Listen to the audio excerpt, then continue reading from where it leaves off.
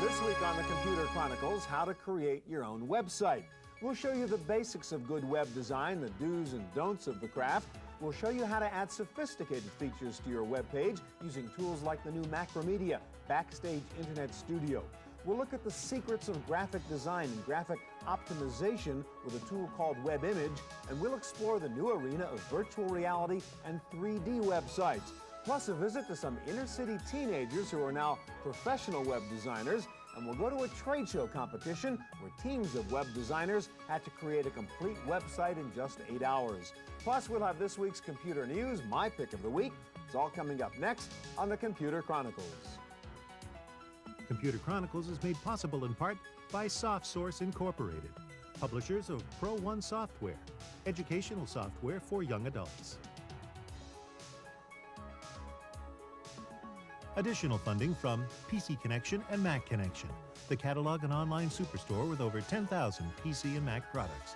Award-winning service, toll-free technical support, and overnight delivery. www.pcconnection.com. And by Learn2.com, the Ability Utility, the website that shows you how to do just about anything.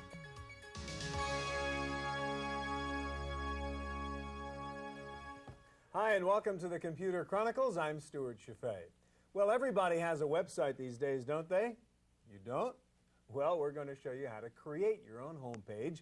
And one of the first issues you have to deal with is the graphic design of your page. And Jay, that's your territory. You're Senior Art Director at Atomic Vision. Right. You do this every single day. The first question I have is, what's the object here? I mean, what am I trying to accomplish in the design of my homepage? I think the biggest thing is to really communicate clearly your message, whether it be selling proprietary software to Unix support crews, or is it selling your brownie recipe that your So mother the thinks. content Yeah. and the audience really should drive how you would design it. Absolutely. All right, now the choices are obviously lots of text or lots of graphics, and give us some examples of sites on both sides of that equation. Well, when the internet kind of really took off a year ago, most of the sites were just text and very little images. Very similar to Yahoo's layout. For Yahoo, it's been very successful. And they've stuck with it, right? Sure, because they're a launching pad to other sites. And really. what you're looking for is words and speed. Right. So they got it.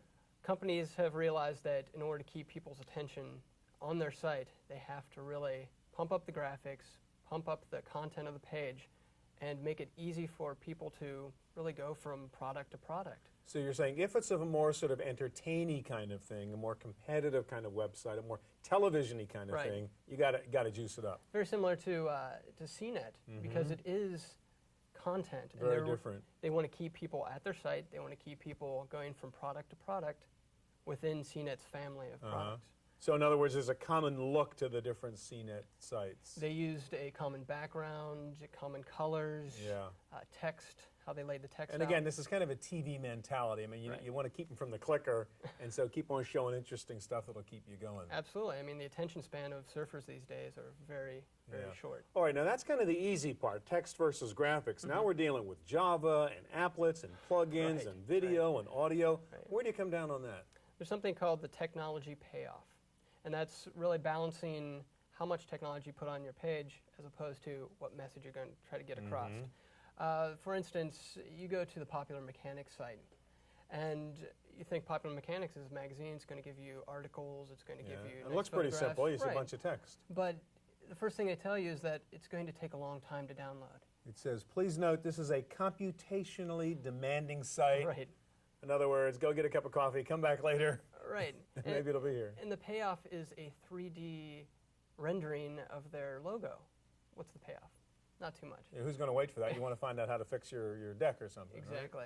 As opposed to the Honda site, where you come there and it's using a very minimal amount of technology, JavaScript, and you get a big payoff. You get to see what color car you want. And that is, I mean, that's so fast, it's instant, that you really get some, as you say, payoff, something good happens Right. when you just click on something. So this technology is more interactive, whereas the other technology is really obstructing the Yeah. message.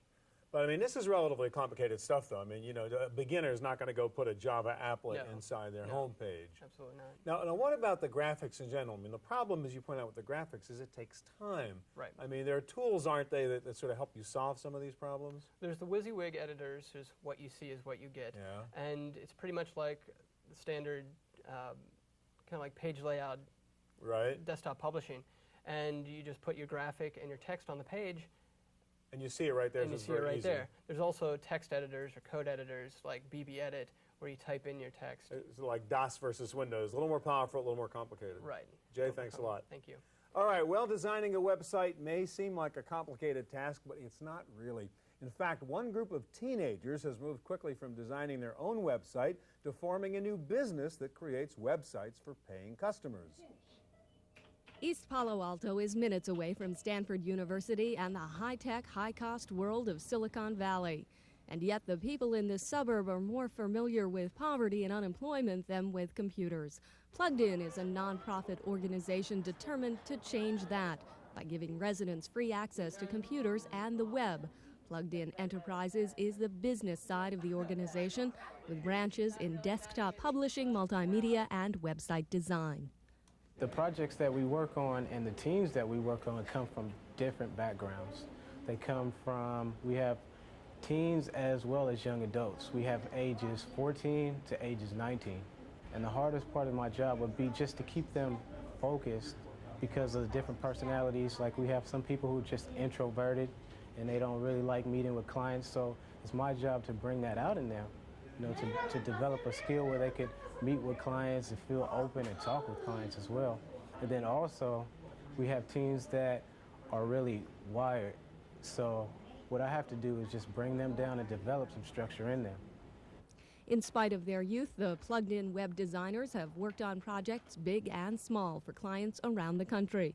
From travel guides to commercial sites to home pages, Plugged In's teenage experts have a keen sense of design, even if they cannot always explain it.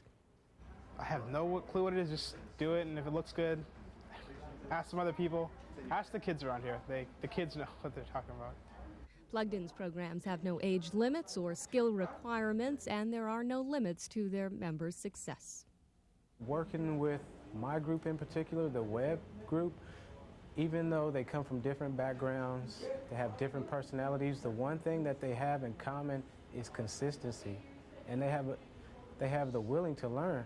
You know, they want to learn new things. For the Computer Chronicles, I'm Laurie Anderson.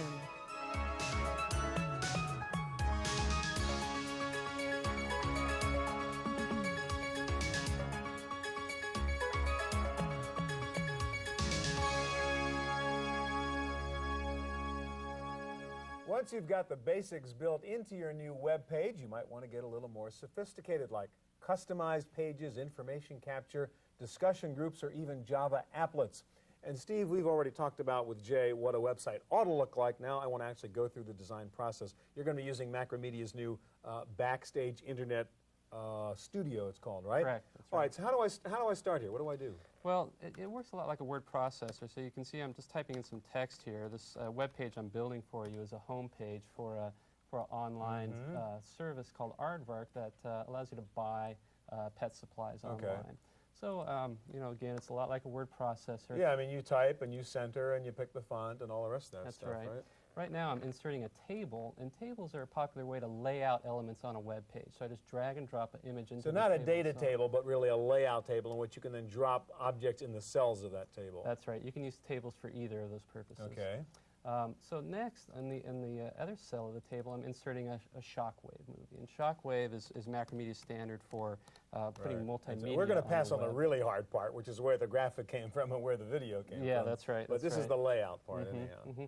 And let me just show you the source mode. This is the code that we've created so far. If you use an editor, a text editor, this is the way you do it. Okay, is by so if I knew editing this mode. HTML, I could go in here and actually type that code myself. That's right. Or you That's can right. do it in your WYSIWYG mode on the screen. So one final element I want to put on here is called a Backstage object, and this is what really sets Backstage apart, which is I'm going to display a list of products that comes from a database, or it could come from a spreadsheet. So I connect to a database right now. This is the products table, and I want to show the product make, the product model, the product description, and the product's price, just like that. And we save this stuff. And this page is ready now for us to go look at. And would this in be the live and browser. linked to the actual database? Yeah, if the data changed in the It would database, automatically it would go into automatically update. That's right. So let's save our page and jump over into the browser. Okay, so And- we see what this thing looks like for Yep, real? Yep, I have it under my bookmark to be speedy. And here it's coming in now. The Shockwave movie's coming in. And it's a little aquarium scene there. And And there's down your below product here, table I there. have the product table. I think I can shoot the fish down here What- if I want to. One other thing I want you to show us, Steve, you know, a lot of times you want a hotspot on a particular graphic so that you can click and do something there. How do you turn, say, that aardvark graphic you put in there into having a hotspot, a hot link to something Sure, else? I'm on it right now. I just double-clicked on my image to bring up the properties of the image, and I just use my drawing tool here to draw a hotspot. So you just define what you want the hotspot area to be. Right, and then you browse over to the page And in then your what you want to website. happen when you click on Exactly. the hotspot. So that's all set up now. Let's go ahead and save that. Jump back over into the browser. And we can reload the page. So you And, got to reload to get that new functionality That's in there. exactly right. And then we will click on the hotspot. Okay, now where I as you set can it. see, when you move your cursor over the hotspot, you got a little hand and something's Mm-hmm. going to happen. And what'd you tell it? You could just go back to your home page or something when you click there. That's right. There And it there goes. you go. All right, very cool. So it's Thanks. Backstage Internet Studio. Thanks Right. a lot, Steve. Well, the key to a good web page is good graphics. We've heard that several times. But the key to a good web page is also a fast page that won't take forever to download. How do you strike that balance? Chris, I guess that's a question I have for you. You've got some techniques that you can use to do that. What are they? Well, I'm going to show you our WebImage product. And WebImage was built around the fact that you should optimize your graphics for your web page so you can reduce the download time. And when someone comes to your site, they're not bogged down waiting So for images to optimize load. is still have a good looking graphic, but shrink the file as small as possible so you can shrink the download time. That's correct. There's a couple different techniques a web publisher can do. I've loaded a very large graphic into our WebImage product at this point. The first thing they can do to reduce the size of an image file is to actually change the dimensions of it. And the key to doing this is to do it without compromising quality. So I'll reduce just a smaller picture, number one. That's correct. So I'll reduce this file over half, and you see we haven't compromised our quality at this Okay, point. so it's good quality, a little picture that's now half the file size. That's correct. What else? Now the other thing It's that still you a can pretty do- big file though, right? I mean, what is That it? is correct. At this point, it's still around the realm of 400K. Okay. Okay. The other way that you can reduce the file size is to actually remove colors from the image. Now, WebImage provides an intelligent color reduction system that actually removes colors that are not going to be perceived by the eye. So if I don't see blue or red or something, it say don't waste your time sending those colors over. That is correct. So what I'm going to do here is take this from 16.7 million colors all the way down to 256 colors. Mm-hmm. And we still have a very high quality image on the back end. And how much have you reduced the file size this time? If I went and saved this off as a GIF file now, it'd be about 17K in size. So that's a huge savings. That is correct. All right, so there are tricks you can play. You still have your graphics, but make them move a lot faster. That's correct. Now, suppose I want to turn that into a button. Well, there's WebImage has a number of different effects that are web page related. One of them is creating a button. We found a lot of users wanted to take an image and actually make it look like a button that you could press. So easily we run in through it our optimize, our buttonize filter Yeah, here, that's and now we easy. have an image that looks like a button that they could push. What about the file format for images, Chris? You can use a GIF file. You can use a JPEG file. What's the difference? Sure. JPEG files are 24-bit files, and they are very good for images that have a lot of color content Like to the them. flowers we're looking at? That's correct. This basket of vegetables here has a lot of colors in it, and it's very good for the JPEG format. You'll get compression ratios up to 14:1, but they do it by actually removing data from the file. Now, the GIF format up here is very good for images that have low color counts in Okay. them. For example, these logos are great to save off in the GIF format. So pretty much, you know, it's a trade-off between the two. But you can combine both on the same page as we have here, depending on what you want to use. That is correct. Now, I know you can do transparencies also, which you want to do sometimes to make it look a little more sophisticated. Show us that. Sure. What you can do in WebImage is, here we see our logo first off, and we wanted to create this white background to be transparent. So with WebImage, we did that, selected that area to be transparent, and now the background of the web page shows Yeah. through. All right, finally, you know, a lot of people want animations on their web pages right now, but they don't want to have to figure out Java and all that stuff. You have a way of doing that. That is correct. It's called GIF animations. Basically, their structure is quite simple. allows you to set up a sequence of images and then save it off as one image file. Here I've got this spinning globe animation, and I can edit the timing and the transition between all of these. And then when I put it on a web page, I call it up just as I would any image, and then the browser will actually sequence through the images. So again, this is not an applet. This is literally an animation, a series of 12 cells that are just repeating themselves. So you can get the same effect. That is correct. Very cool. Thanks a lot. You're welcome. All right, well, guess what? There's a new trade show just for web designers. It's called the Web Design and Development Exhibition. It was held recently at the Moscone Center here in San Francisco. It was the all-star game of web designers. 2 teams of hand-picked members, 4 from the East Coast and 4 from the West Coast, struggling to make a finished product in 8 hours at the Web Design and Development Conference in San Francisco. It was called Cool Site in a Day, and the real winners were the charities who got free websites at the end. A great website is a website that works well for its intended audience and does it with elegance and style. So that's our real challenge today, targeting our website for our audience and pulling it off with elegance and style. The teams were only told their assignments a few minutes before starting, which made it hard to plan ahead. We met yesterday for about 4 hours and just figured out, what the possible content might be, what our strategy would be, where we hope to be at which point during the day, which all sort of went out the window after about the first 3 hours. But, it helped give us some structure. The East Coast team created a site for a publication about the homeless called Spare Change, while the West Coast team adopted Artists for a Hate-Free America. Both groups got a very good deal. If anyone could get a site together in 8 hours, it's these teams, because they really are the best. And I know, well, first of all, you could never hire them. You're on your own because they all work for different companies. So we estimated the value at about $20,000 for each site. As the clock ticked on, the teams increased their pace, and the excitement was contagious. Both teams were confident, sort of. Well, I think we'll see what it's about. I think it's we're on not on home turf here, so I'll be as diplomatic as I can. But I'm confident that we're going to build a really good site. I want to thank you all for participating in the Cool Site in a Day contest. We're officially stopping now, and the judging is going to start. And one of the 2 teams will win this lovely cup at 9 o'clock tonight at Microsoft Party. After the judges scrutinized each site, the winner was announced, the East Coast team. It was a matter of simplicity and clarity. The West was heavily technically oriented. They want, whiz-bang stuff on the screen. Whereas the East Coast, because they took more of a look at the content that they were given and how they could present the content on the screen in an editorial fashion rather than the technical gizmos that one could get out of it. For the Computer Chronicles, I'm Tom Van Horn.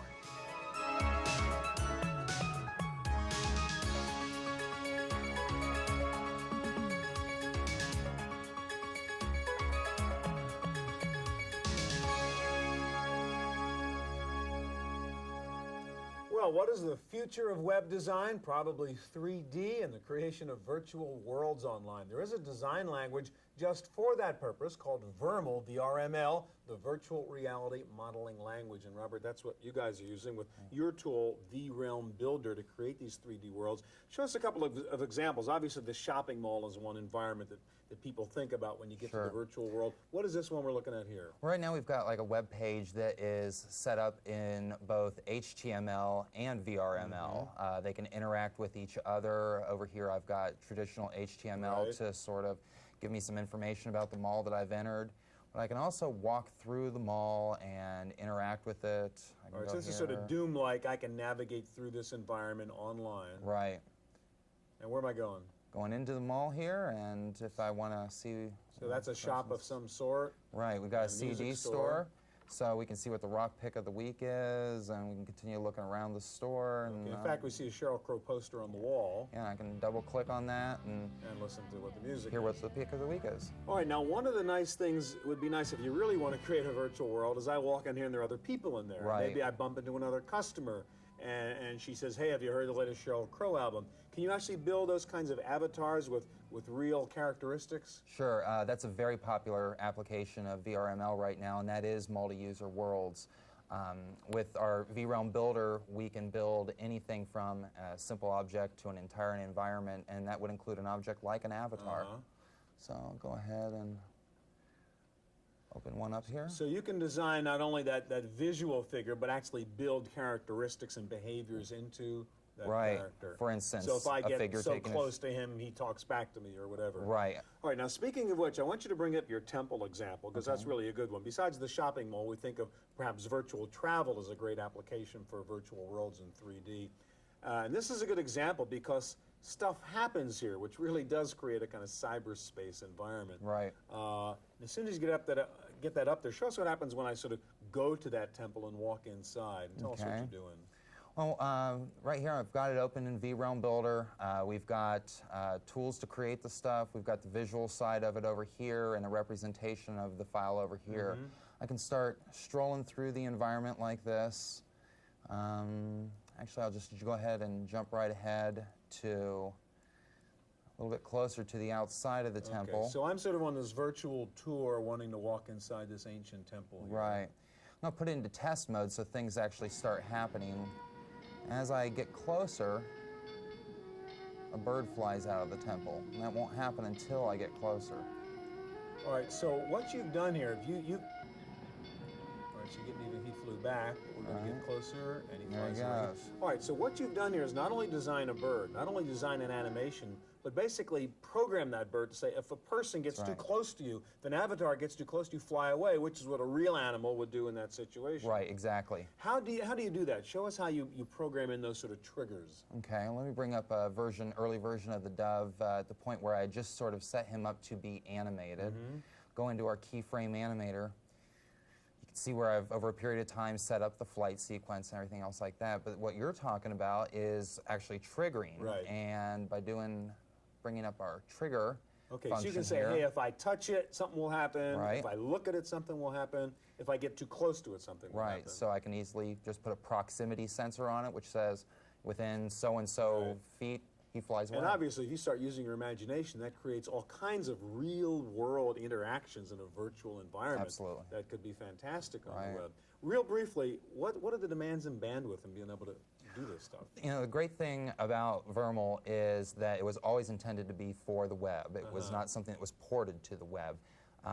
This file, the temple, for instance, is just over 100 kilobytes uncompressed, so it's not big a deal considering you could walk anywhere in it. Robert, thanks very much. Thank you. Now for this week's Random Access and a special report on personal computing tips from Mike Elgin. One of the most powerful but underutilized features in Windows 95 is the Send To item. You've probably seen it when you've right-clicked on a document and noticed this Send To item on the context menu. By selecting the items on the menu, it either opens a document, for example, in the application that's there, or it moves it to that location. I'm going to show you how to take advantage of this powerful feature. By double-clicking on my computer and going into the C drive and the Windows folder, you notice that there is a Send To folder. Now what this is these shortcuts are the items on the menu. And you can add anything you like to those, documents, locations. I'm going to add the desktop as a location to my menu by simply putting a shortcut to the desktop inside. Double-click on Windows, find the desktop item, and I'm right-clicking and dragging, letting go, selecting Create Shortcut here. Now that I've got this item there, whenever I go to my documents and use the Send To menu, you find that shortcut to the desktop is here, and I can actually move the file there. You can also put cascading folders into this Send To menu by just creating ordinary folders, right-clicking on the area, selecting New, and then Folder. And anything I put in there now becomes part of this cascading menu. Now you notice when I go there and select right-click on the folder, Send To, I have a cascading menu. You can put as many of those as you like. That's it for today's tips. Back to you, Stuart. Now for my pick of the week. We've shown you several very sophisticated tools for creating, designing, and enhancing your website, but some of these tools are a bit complicated to use. However, I have found the absolute simplest piece of software that lets you design a very nice-looking website in a matter of minutes, and you don't have to know anything. You just fill in some blanks, and next thing you know, you have a cool-looking website complete with hot links, graphics, etc. The program is called the Website Creation Kit from a Canadian company called Homepage. Designing your website with this software could not be easier. You simply click through a series of menu tabs, fill in the blanks, and you have a pretty good-looking website. It's easy to go back in and make changes later. The software comes on a CD-ROM and works for Macs or Windows PCs. It comes with several packages, in fact, which let you easily customize a personal website or a small business site. It also comes with a nice animated tutorial and no manual. Check out their website at hmpg.com. That's it for this week's Chronicles. We'll be back here again next week with more of the best in hardware, software, and the net. If you need more information on anything you saw on today's program, check out our website at pctv.com. I'm Stuart Chaffee. Hope to see you here next time. Computer Chronicles is made possible in part by SoftSource Incorporated, publishers of Pro1 software, educational software for young adults. Additional funding from PC Connection and Mac Connection, the catalog and online superstore with over 10,000 PC and Mac products. Award-winning service, toll-free technical support, and overnight delivery. www.pcconnection.com. And by Learn2.com, the Ability Utility, the website that shows you how to do just about anything.